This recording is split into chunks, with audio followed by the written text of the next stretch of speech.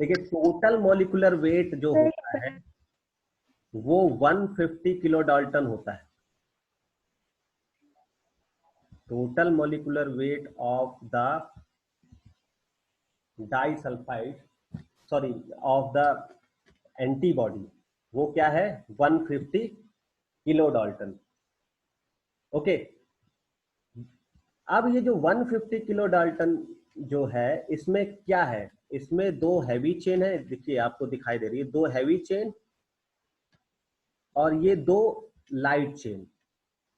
ठीक है, after beta मर्केप्थेनॉल reduction, beta मर्केप्थेनॉल का काम है ये डाइसल्फाइड जो ब्रिज होता है उसको ब्रेक कर देता है।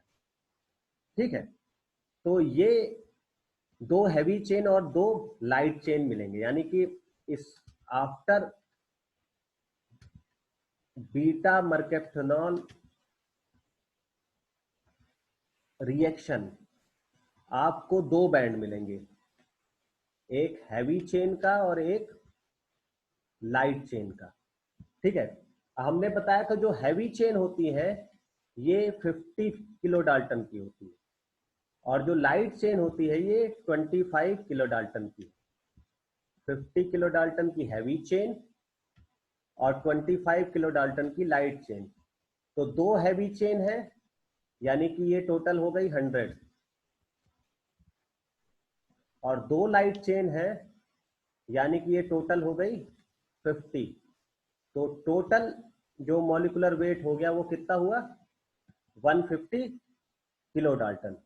तो यानी कि जो बैंड मिलेगा आफ्टर बीटा मर्केप्थेनॉल, अगर हम नॉर्मल देखें और नेटिव पेज चला दें, ठीक है, नेटिव पेज में कोई भी बाइंडिंग ब्रेक डाउन नहीं होती है, तो क्या होता है कि जो डाइसल्फाइड बॉन्ड है वो इंटैक्ट रहते हैं। तो जो बैंड मिलेगा आपको वो कहीं यहां पर मिलेगा, यानी 150 का मिलेगा। ये नेटिव पेज है। और जब हम एसडीएस पेज चलाएंगे, यानी कि जिसमें बीटा मर्केप्थेनॉल ऐड कर देंगे हम, तो हमें मिलेगा बैंड एक 50 का, एक बैंड मिलेगा हमें 25 का।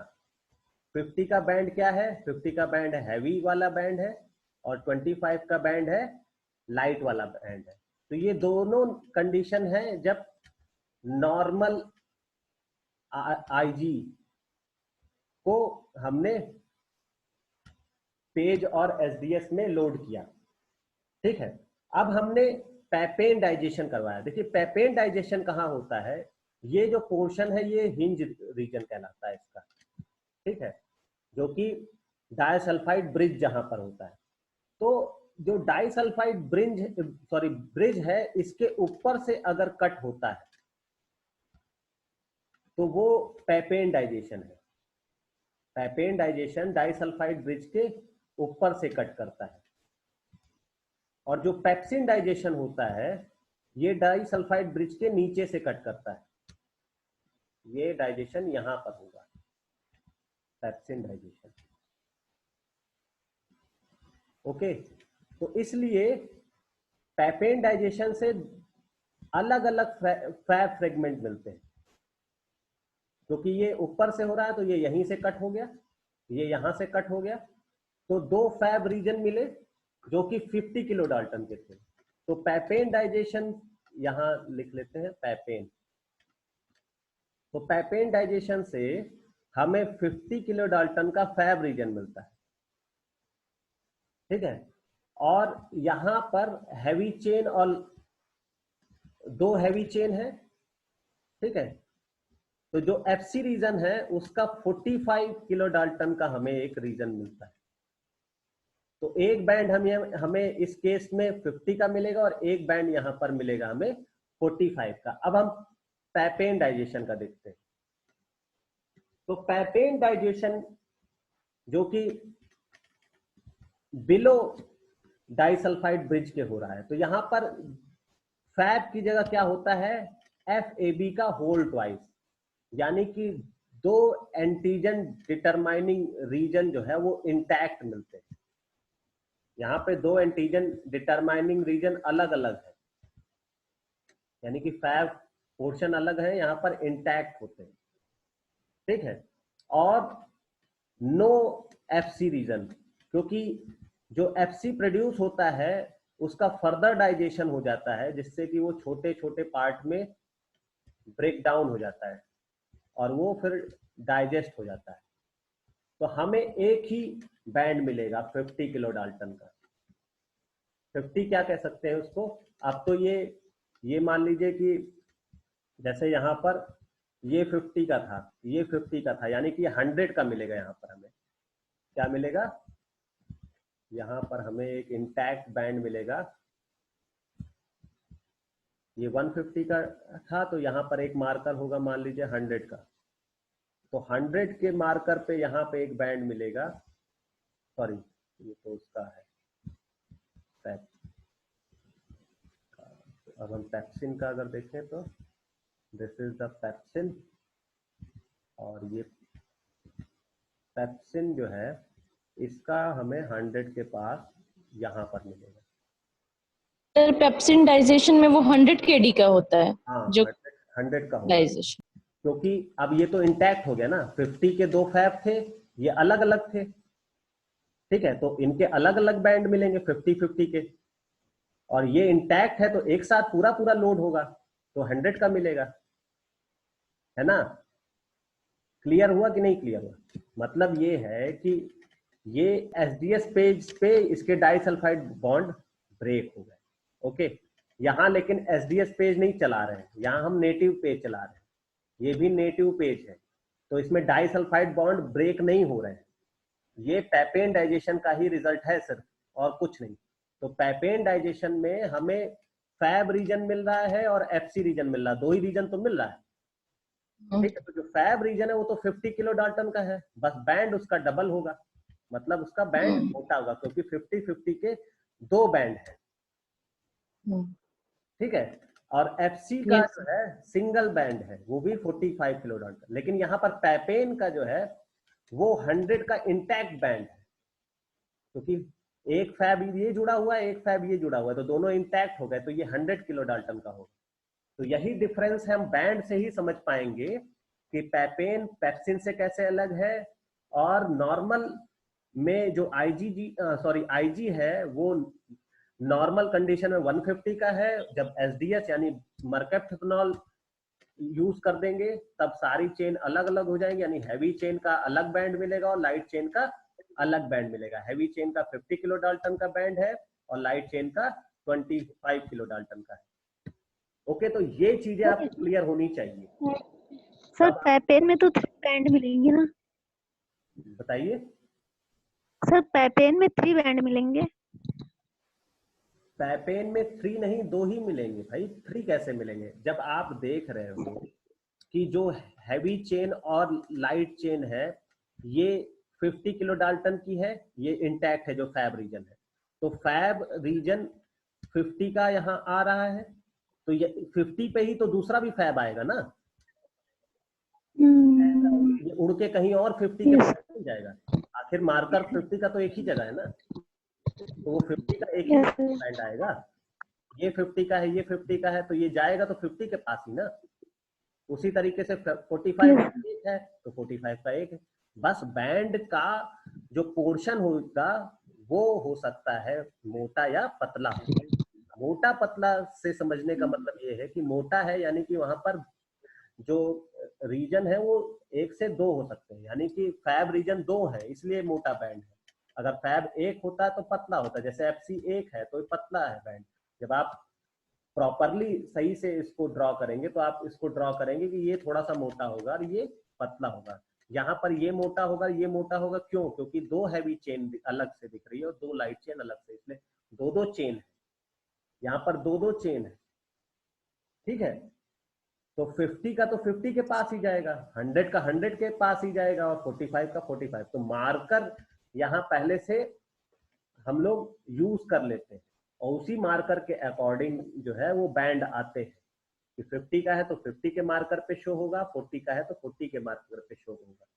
अगर सिर्फ सिंगल 100 का बैंड आ रहा है तो इसका मतलब कि ये पैपेन सॉरी पेप्सिन डाइजेशन का रिजल्ट है, क्योंकि उसमें सिर्फ सिंगल फ्रेगमेंट ही बचता है, बाकी तो डाइजेस्ट हो जाते हैं। अगर पेपेन डाइजेशन हुआ है तो दो बैंड मिलेंगे, एक 50 का और एक 45 का।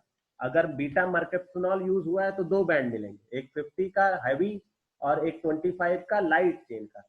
और अगर कोई भी डाइजेशन नहीं है, नॉर्मल नेटिव पेज चलाया गया है, तो 150 का एक सिंगल बैंड मिलेगा। ठीक है, क्लियर है? Yes sir. ठीक है, यही सारी चीजें इसमें बताई गई हैं, तो पढ़ लीजिएगा।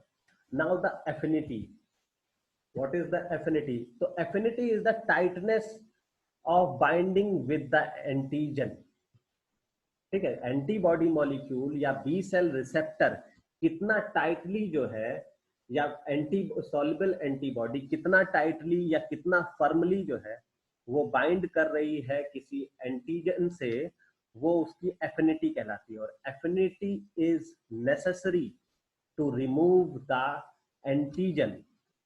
एफिनिटी बहुत जरूरी है कि जल्दी से जल्दी उस वायरस या उस माइक्रो ऑर्गेनिज्म या उस पैथोजन को रिमूव किया जाए। एफिनिटी बिफोर इंजेक्शन या प्राइमरी एंटीजन रिकॉग्निशन जो है, वो एफिनिटी उतनी ज्यादा नहीं होती है। बट सेकेंडरी एंटीजन एक्सपोजर, वो जो एफिनिटी होती है, दे आर 1000 टाइम्स हायर। ऐसा क्यों होता है? ऐसा इसलिए होता है क्योंकि फर्स्ट टाइम जब एंटीजन आता है तो एंटीबॉडी पहले से जो तैयार है, ठीक है, वही उसको रिकॉग्नाइज कर रही है। और रिकॉग्नाइज करने के बाद जब सेलुलर डिफरेंशिएशन यानी कि सिग्नलिंग होती है, और सिग्नलिंग के बाद जब बी सेल एक्टिवेट होती है और एफिनिटी मैचुरेशन होता है, तब मेमोरी सेल फॉर्मेशन होता है। तो मेमोरी सेल जो बन रही है वो फिर टाइटली फर्दर जब दोबारा से री इन्फेक्शन होगा तो उससे 1000 टाइम हायर एफिनिटी से बाइंड करेंगे, क्योंकि अब एफिनिटी मैचुरेशन हो चुका है। ओके, क्लियर है? ये चीजें हम पिछला भी रिवाइज कर चुके हैं कि एफिनिटी मैचुरेशन क्या है। एफिनिटी मैचुरेशन का मतलब जब B2 एंटीजन से बाइंड हो गया और उसने प्लाज्मा सेल्स और मेमोरी सेल बना ली, तो जो प्लाज्मा सेल्स है वो क्लास स्विचिंग से डिफरेंट टाइप के क्लास ऑफ एंटीबॉडी बनाएंगी। ठीक है, और जो एफिनिटी मैचुरेशन है उससे जो हायर एफिनिटी वाले एंटीजन बाइंडिंग साइट्स तैयार हो जाएंगे। ओके, तो जिससे कि जैसे दोबारा से एंटीजन आए अगर वही, तो उसको हायर एफिनिटी से उसको टाइटली फर्मनेस से उस पे बाइंड करके उसको जल्दी से जल्दी रैपिडली रिमूव कर दिया जाए। Okay, this is known as affinity maturation. तो एफिनिटी बहुत जरूरी है। Now the antibody valence and avidity. तो एंटीबॉडी वैलेंस का मतलब number of antigen determining sites, कि कितने number of antigen determining sites हैं या एंटीजन बाइंडिंग साइट्स हैं, वो उसका एंटीबॉडी वैलेंस कहलाता है। फॉर एग्जांपल अगर हम बात करें IgM की, तो IgM के पास 1 2 3 4 5 IgG मॉलिक्यूल होते हैं। मतलब इसको कह सकते हैं कि 5 जो है इसके पास स्ट्रक्चर है IgG की तरह के। तो इसके पास जो एंटीबॉडी वैलेंस होगा वो 10 होगा, क्योंकि एक Ig के पास कितना होता है, एक Ig के पास 2 एंटीबॉडी वैलेंस होता है, यानी कि 2 एंटीजन डिटरमाइनिंग रीजन या 2 एंटीजन बाइंडिंग साइट्स होती है। जैसे कोई भी एंटीबॉडी है उसके पास इस तरीके से एक ये एंटीजन बाइंडिंग साइट है और एक ये एंटीजन बाइंडिंग साइट है। तो generally IgG for example have antibody valence equal to 2। क्यों? क्योंकि एंटीबॉडी बाइंडिंग साइट कितनी है? 2। तो जितनी एंटीबॉडी बाइंडिंग साइट होंगी उतना ही उसका एंटीबॉडी वैलेंस होगा। तो एंटीजन बाइंडिंग साइट 2 है तो इसका एंटीबॉडी बैलेंस कितना होगा, 2 होगा। इसके पास 10 है तो इसका एंटीबॉडी बैलेंस कितना होगा, 10 होगा। उसी तरीके से IgA है तो IgA डाइमर होता है। IgA क्या है, वो डाइमर है इस तरीके से। तो उसके पास जो यहाँ पर J रीजन होता है जिससे जुड़ा होता है और यहाँ पर सिक्रीटरी पीस होता है, ठीक है। तो इसके पास 2 2 4, इसका वैलेंस कितना हुआ, एंटीबॉडी वैलेंस 4 हुआ। तो IgA का एंटीबॉडी वैलेंस कितना होता है, 4 होता है। IgM का एंटीबॉडी वैलेंस 10 होता है। IgG का एंटीबॉडी वैलेंस 2 होता है। उसके अलावा बाकी जितने भी हैं जैसे IgE है, IgD है, उनका एंटीबॉडी वैलेंस कितना होगा, वो 2 होगा, ठीक है। अब what is avidity? Avidity is related to antigen binding site. जैसे एंटीबॉडी बैलेंस था, लाइकवाइज जितने एंटीजन बाइंडिंग साइट से कोई एंटीबॉडी बाइंड कर रही है वो उसकी एविडिटी कहलाती है।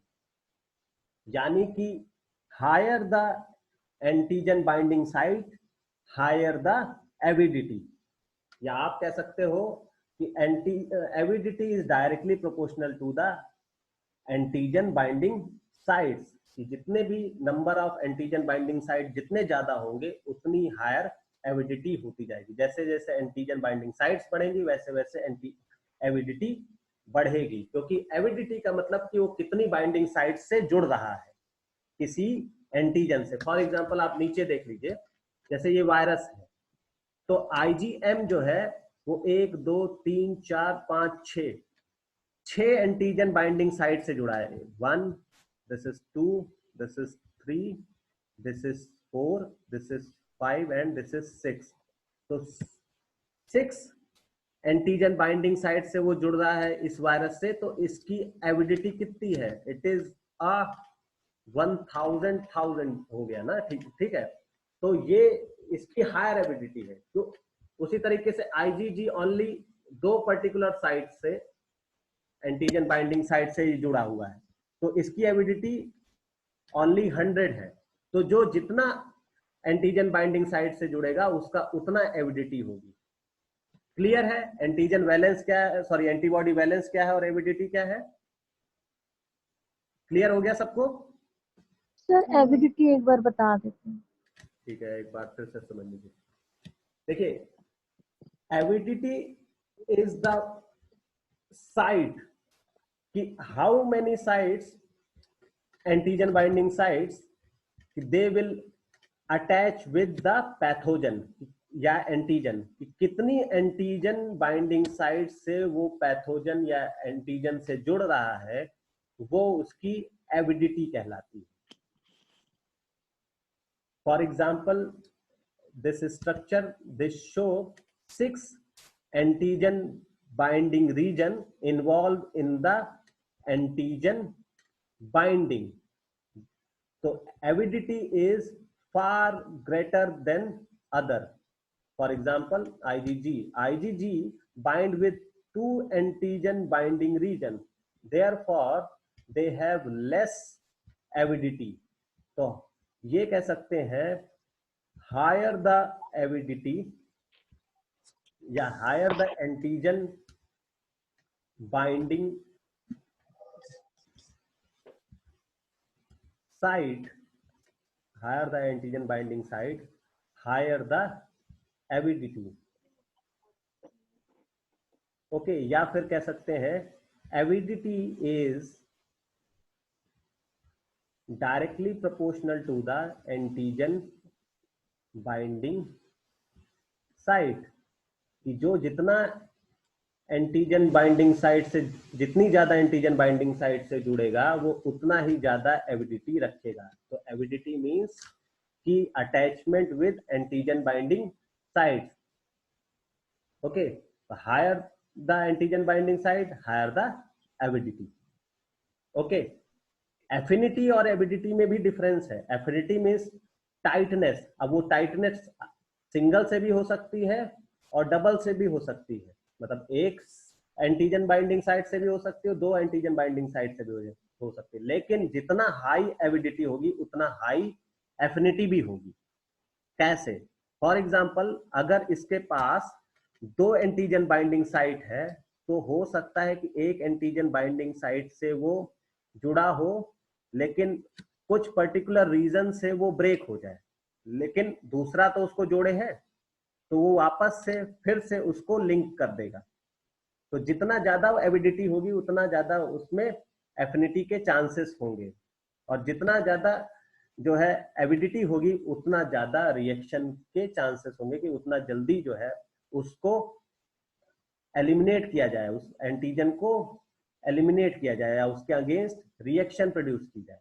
ठीक है, higher the avidity, higher the antigen binding site, और higher chance to eliminate the antigen, और higher chance to the affinity, कि जितना एविडिटी बढ़ेगी उतना ही एफिनिटी भी बढ़ेगी। ओके, क्लियर है? Yes sir. जी, ये जो एविडिटी है, अगर बाइंडिंग साइट्स हमारे पास जैसे कि 10 है इसमें, है ना, तो एविडिटी भी वैसे ही बढ़ेगी। तो ये इसमें कैसे, मतलब 2 का 100 लिखा हुआ है, 10 का? वो एक्चुअली देखिए, ये ऐसा नहीं है कि वो ये मतलब कि कोई पर्टिकुलर जो है स्ट्रेंथ दिखाई जा रही है, बस ये नोटेड है कि ये 100 है तो ये इसका जो है 1000 टाइम ज्यादा होगी या फिर इतने टाइम ज्यादा होगी। ये कैलकुलेटेड, मतलब इस तरीके से नहीं कि ये 100 है तो दो का फिर 100 नहीं, फिर तो इसमें 4 है तो यहाँ पर 4 हो जाना चाहिए था, 2 जीरो और लग जाने चाहिए थे, ये इस तरीके से कैलकुलेटेड नहीं, कोई और तरीका होगा। कुल मिला के हमें इस पे नहीं ध्यान देना है, क्योंकि इस पे नहीं क्वेश्चन पूछेगा। क्वेश्चन ये पूछेगा कि कितना एविडिटी, मतलब इसकी कंपेयर करेगा, इसकी एविडिटी ज्यादा होगी कि इसकी एविडिटी ज्यादा होगी, इस तरीके से कंपेयर में होगा, ना कि आपसे जो है कोई वो नंबर्स पूछेगा कि ये इतना अमाउंट, अगर ये इसके पास 10 है तो इसका जो है कितना नंबर होना चाहिए, ठीक है, या कितनी रिलेटिव बाइंडिंग एविडिटी होनी चाहिए। ओके, तो इसमें घबराने की जरूरत नहीं है, ये कैलकुलेटेड कैसे है ये हमें भी नहीं पता है कि ये 100 क्यों है, और ये भी कुछ ना कुछ कोई उसका वो होगा, यूनिट होगा जिससे कैलकुलेटेड होगी। ओके,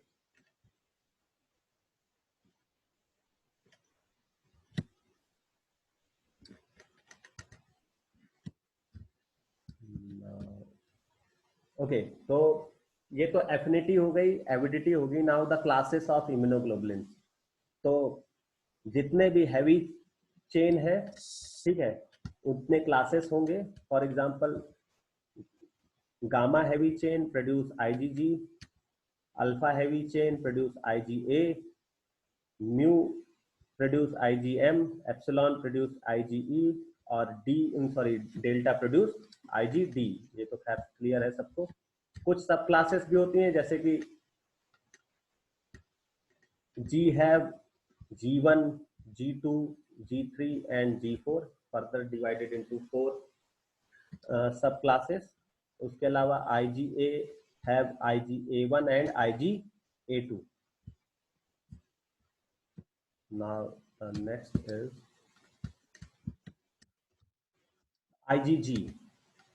ठीक है, तो अब हम पर्टिकुलर करेक्टरिस्टिक्स की बात करते हैं। तो IgG की बात करें तो IgG is the highest concentration in plasma. जो IgG है ये प्लाज्मा में हायर अमाउंट में होती है, सबसे ज्यादा। अगर कोई जो है सीरम IgG है, सॉरी सीरम IG है, तो वो है IgG। ठीक है, only this IG can cross placenta. ठीक है, तो सिर्फ IgG ही क्रॉस कर सकता है placenta. It will activate complement system. ठीक है, कॉम्प्लीमेंट सिस्टम एक्चुअली अगर हम बात करें कि कॉम्प्लीमेंट सिस्टम एक्टिवेशन का क्या है प्रोसेस, तो कॉम्प्लीमेंट सिस्टम एक्टिवेशन देखिए दो तरीके से हो सकता है। हमने बताया था इसका एक क्लासिकल पाथवे होता है और एक अल्टरनेट पाथवे होता है। तो यहाँ पर ये जो कॉम्प्लीमेंट सिस्टम है, ये यहाँ पर क्लासिकल पाथवे की बात हो रही है, जो कि एंटीजन एंटीबॉडी कॉम्प्लेक्स के कारण एक्टिवेट होता है। एंटीजन एंटीबॉडी कॉम्प्लेक्स से जो एक्टिवेट होता है वो डिपेंड करता है कि कितना एंटीबॉडी उससे कितनी एविडिटी से वो बाइंड कर रही है। जिसमें ज्यादा एविडिटी होती है उसमें ज्यादा जो है कॉम्प्लीमेंट को एक्टिवेट करने की क्षमता होती है। फॉर एग्जांपल आईजीएम के पास सबसे ज्यादा जो है वो स्ट्रेंथ है कि वो कॉम्प्लीमेंट को एक्टिवेट कर सके, लेकिन आईजीजी भी कॉम्प्लीमेंट को एक्टिवेट करता है। ठीक है, तो complement activation is depend on the avidity of the antibody. Okay, ये आपको जब कॉम्प्लीमेंट बताएंगे तब भी आपको बताएंगे, लेकिन यहां पर भी ध्यान रखिए। दूसरा आईजीजी जो है ऑप्सोनाइजेशन में पार्टिसिपेट करता है। हमने बताया था कि आईजीजी जो है वो एंटीजन से बाइंड कर जाता है, फिर उसका एफसी रीजन मैक्रोफेजेस या बी सेल्स के पास है, तो वो उन पे आके बाइंड करके फिर उनको फर्दर एक्टिवेट करता है। Okay, now the IgG particularly involved in secondary immune response। अब सेकेंडरी इम्यून रिस्पांस और प्राइमरी इम्यून रिस्पांस क्या है? प्राइमरी इम्यून रिस्पांस का मतलब ये है कि प्राइमरी में सिर्फ एंटीजन रिसेप्टर होता है ना। वो एंटीजन रिसेप्टर क्या है? यानी कि जो बी सेल के पास रिसेप्टर, जैसे आईजीएम और आईजीडी, तो वो प्राइमरी इम्यून रिस्पांस में पार्टिसिपेट करेगा। वाइल जो क्लास स्विचिंग से जो है बनते हैं वो सेकेंडरी इम्यून रिस्पांस में पार्टिसिपेट करते हैं, जैसे आईजीजी है, आईजीई है, आईजीए है, तो they are part of secondary immune response. मतलब कि आफ्टर एंटीजन एक्सपोजर जिनका फॉर्मेशन होता है। Okay, they bound with staphylococcus protein A. ठीक है, प्रोटीन ए का भी हमने बताया था कि इसका पार्ट क्या उसमें होता है, इन्फ्लेमेशन में हमने बताया था इसको। इसके अलावा it mediate antibody dependent cellular cytotoxicity. अब देखिए यहाँ पर बात आई एंटीबॉडी डिपेंडेंट सेलुलर साइटोटॉक्सिसिटी। तो एंटीबॉडी डिपेंडेंट सेलुलर साइटोटॉक्सिसिटी का मतलब ये है कि एंटीबॉडी क्या होती है, वो बाइंड करती है एंटीजन से और वो लाइसिस कराती है तुरंत का तुरंत एंटीजन का। कैसे कराती है? By the activation of complement system. तो हमने बताया था कि आईजीजी कॉम्प्लीमेंट सिस्टम को एक्टिवेट करती है और कॉम्प्लीमेंट सिस्टम का फाइनल जो प्रोडक्ट है वो है लाइसिस ऑफ द एंटीजन। ठीक है, कि वो परफोरिन और ग्रैंजाइम रिलीज करेगा जिससे कि उसकी लाइसिस हो जाएगी। Okay, now next is IgM. तो आईजीएम हमने बताया था कि सरफेस रिसेप्टर होता है, सरफेस एंटीबॉडी की तरह काम करता है। तो this is the first antibody which made by infants. ये फर्स्ट एंटीबॉडी है जो कि इन्फेंट यानी कि इनबॉर्न बेबी में प्रोड्यूस होती है।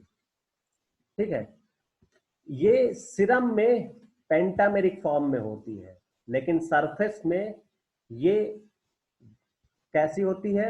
सिंगल होती है। पेंटामेरिक की जगह कैसी होती है? मोनोमेरिक होती है। सीरम में ये इसमें 5 set of IgG like unit होती हैं जो कि जुड़ी होती हैं जे चेन से as well as disulfide bond से। कैसे जुड़ी होती हैं? This is the J chain. ठीक है, और ऐसे ही 5 आप आईजी बना लीजिए। 2 हो गई, 3 हो गई, दिस इज 4 हो गई एंड दिस इज 5 हो गई। ठीक है, और इन सबको डाई सल्फाइड बॉन्ड से जोड़ दीजिए एंड फाइनल को जे चेन से जोड़ दीजिए। तो दिस इज द आईजीएम। अगर इसका स्ट्रक्चर देखना चाहे तो this is the structure of IgM. ठीक है, ये monomer 1 2 3 4 and 5 monomer of IgG which are linked together with disulfide bond and J chain. Okay, तो सीरम में ये पेंटामेरिक फॉर्म में होती हैं। और अब यहाँ बात आती है प्राइमरी इम्यून रिस्पॉन्स की। तो आईजीजी पर्टिकुलरली इन्वॉल्व होते हैं प्राइमरी इम्यून रिस्पॉन्स में, क्योंकि ये एंटीजन का रिकॉग्निशन करते हैं। स्टार्टिंग में जब भी एंटीजन आता है तो उनको रिकॉग्नाइज करने का काम, यानी B1 सेल के पास कौन सी एंटीबॉडी होती है, वो होती है IgM, क्योंकि ये बी सेल रिसेप्टर का काम करते हैं। ओके, नाउ ये भी पढ़ चुके हैं हम। फर्स्ट एंटीबॉडी होती है। दूसरा, it is most efficient IG at activating complement. हमने अभी बताया कि जितनी ज्यादा एविडिटी होगी उतना ज्यादा एफिशिएंसी होगी कॉम्प्लीमेंट सिस्टम को एक्टिवेट करने में। ओके, ये मोनोमरिक फॉर्म में होते हैं as a B cell receptor. Now the IgA। तो IgA is the secretory IG। Secretory IG का मतलब यह है कि एक्सटर्नल सिक्रीशन में जनरली जैसे मिल्क है, सलाइवा है, टीयर है, या रेस्पिरेटरी एंड इंटेस्टाइनल म्यूकस, इन सब में जो IG होता है वो IgA होता है। यानी सिक्रीटरी या secretion, external secretion contain IgA antibody. ये प्रोटेक्ट करती है म्यूकोसा सरफेस को, क्योंकि जो म्यूकस होता है उसमें IgA होता है। इसके अलावा जो फर्स्ट मिल्क होता है यानी कोलोस्ट्रम, ये उसमें प्रेजेंट होते हैं। इसके अलावा जो IgA होते हैं दे आर डाइमरिक फॉर्म। ये डाइमरिक फॉर्म होते हैं, यानी कि दो IgG मॉलिक्यूल जो है वो J चेन से और सिक्रीटरी पीस से जुड़े होते हैं। कैसे जुड़े होते हैं ये भी दिखा देते हैं आपको। This is the IgA। Okay, अब IgA में देखिए ये 1 मोनोमर है। This is the second monomer which is attached by this J chain। This is the J chain, ठीक है। और ये है secretory piece. This is the secretory piece. अब हम बताते हैं आपको कि यहाँ पर जो J चेन और अदर चेन है, अदर चेन तो जीन रीअरेंजमेंट से बनी, बाकी जो J चेन है it is synthesize in plasma. ये कहाँ सिंथेसाइज हो रही है? प्लाज्मा में। वाइल जो सिक्रीटरी कंपोनेंट है, ठीक है, it is synthesize in epithelial cells. तो जब ये एपिथेलियल सेल से होके जाती हैं, जैसे यहां से होके ये निकली यहाँ पर, तो तब जाके यहाँ पर, अभी देखिए यहाँ पर जब IgA मोनोमर था, ठीक है, जब ये प्लाज्मा सेल से रिलीज हुआ तो इसमें सिर्फ J चेन जुड़ी हुई है।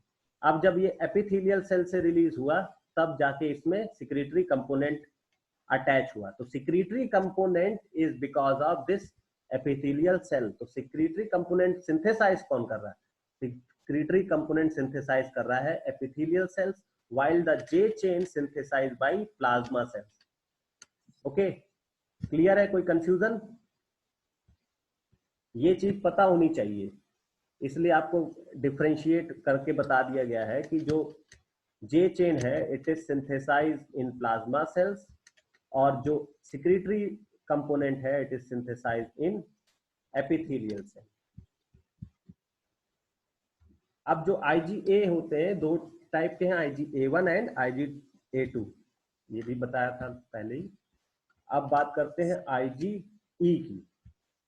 तो IgE generally very low amount में प्लाज्मा में प्रेजेंट होते हैं, ठीक है, और इट इज होमोसाइटोट्रॉपिक टू या bind to mast cells and basophils that have FC receptor for epsilon heavy chain. देखिए, जब हमने मास्ट सेल्स और बेसोफिल्स आपको बताया था तो हमने बताया था कि जो इन्फ्लामेटरी रिस्पॉन्स होता है वो तब होता है जब IgE मॉलिक्यूल, मतलब कई सारे IgE मॉलिक्यूल वो एंटीजन से बाइंड करें और उन एंटीजन और एंटीबॉडी कॉम्प्लेक्स बनाए। फिर ये जो एंटीजन एंटीबॉडी कॉम्प्लेक्स है ये आके बाइंड करें मास्ट सेल से या बेसोफिल्स से, ठीक है, क्योंकि मास्ट सेल्स और बेसोफिल्स के पास इन IgE का एफसी रिसेप्टर होता है, तो वो आके इस पे बाइंड करते हैं। आफ्टर बाइंडिंग दे कॉज डीग्रेनुलेशन, मतलब अब इनका ग्रेन्यूल रिलीज करवाते हैं, ठीक है।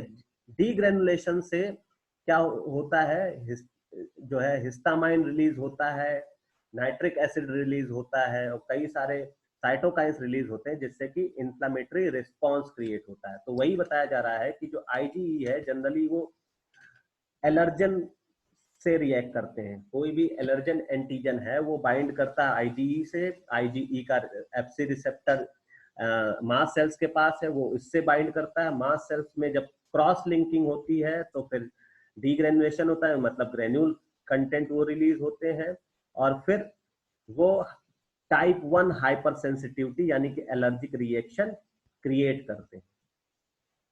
ओके, ये दे प्रोवाइड इम्यूनिटी अगेंस्ट मेटाजोन्स, यानी कि हेलमेंथ के अगेंस्ट जो है वो जनरली इम्यूनिटी प्रोड्यूस करते हैं। तो IgE जनरली related to type 1 hypersensitivity या फिर एलर्जिक रिस्पॉन्स। IgD की बात कर लेते हैं अब, देखिए टाइम भी कम है, अब IgD पे ही हम आज खत्म करेंगे, इसके बाद नेक्स्ट बताएंगे आपको। कोई कंफ्यूजन होगा तो आप पूछ लीजिएगा। तो IgD is a surface antigen, ठीक है, वो सरफेस पे प्रेजेंट होता है और बी सेल रिसेप्टर की तरह काम करता है, लेस अमाउंट में प्लाज्मा में प्रेजेंट होता है, और ये function as a antigen receptor की तरह काम करता है, ठीक है। तो हमने आज एंटीबॉडी पढ़ लिया, एफिनिटी पढ़ लिया, एविडिटी पढ़ लिया, और B cells, type of B cells पढ़ ली। तो इसको आप आज पढ़िएगा और फिर इससे जो क्वेश्चन होते हैं उसको लगाइए।